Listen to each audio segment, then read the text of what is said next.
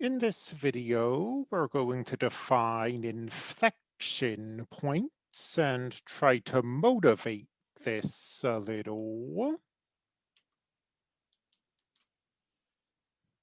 If you've got a graph, then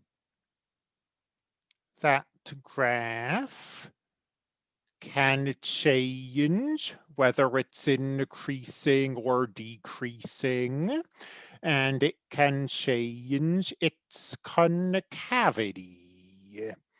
So when it changes from increasing to decreasing, or from decreasing to increasing, that's a local extrema.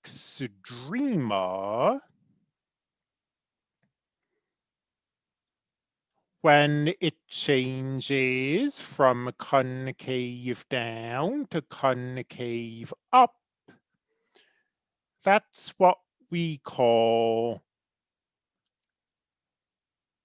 an inflection point. So, definition: an inflection point is a point where concavity changes. If we go from concave up to concave down, that will give us another inflection point.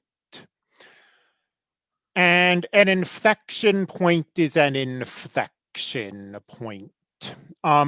We don't classify them, if you remember local extrema, you'd classify them. This is a local maximum. This is a local minimum. We don't have anything like that here, whether we go from concave down to concave up, or concave up to concave down. It's just called an inflection point.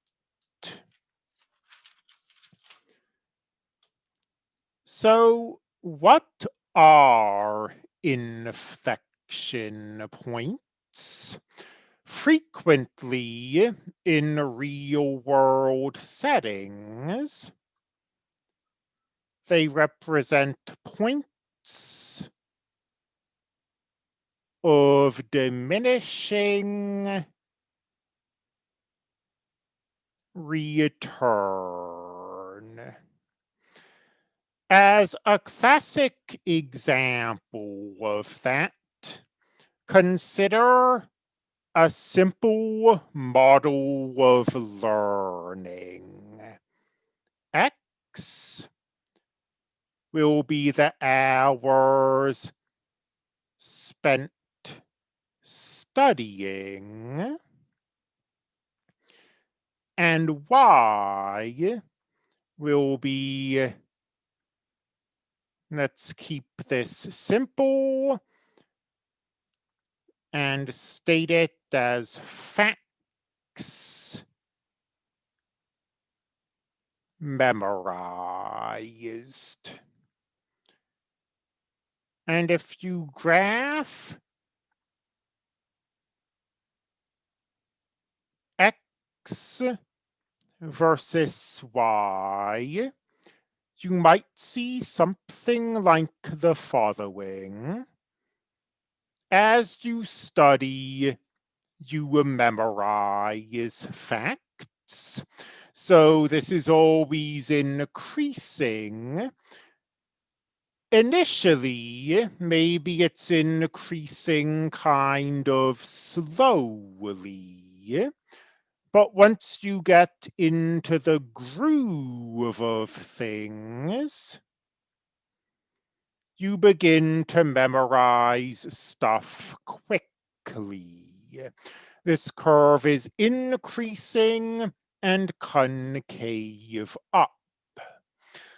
Alas, this is not sustainable. Eventually, your mind becomes fatigued, and the rate at which you memorize new information slows down. And you get a curve like that, like this. And there's this one sort of, shouldn't cover it, there's this one kind of region here where you're learning very quickly, very efficiently, but late into a marathon study session, you're now hardly learning anything at all. Notice that there's an inflection point. This is concave up. This is concave down. And this inflection point, as I said, represents a point of diminishing returns.